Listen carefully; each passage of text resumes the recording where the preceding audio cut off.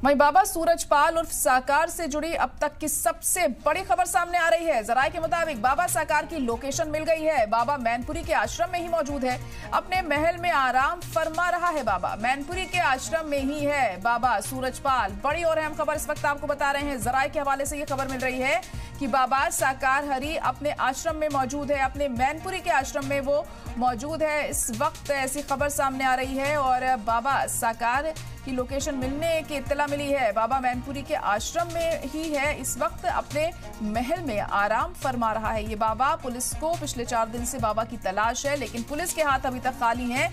मगर जराये के हवाले से ये खबर मिल रही है कि बाबा अपने आश्रम में ही मौजूद है। तो मैनपुरी के आश्रम में ही है बाबा सूरजपाल, ऐसी खबर सामने आ रही है। लेकिन अगर ऐसा है तो पुलिस के हाथ अब तक खाली क्यों है? पुलिस की तरफ से कोई बड़ी कार्रवाई क्यों नहीं की जा रही है?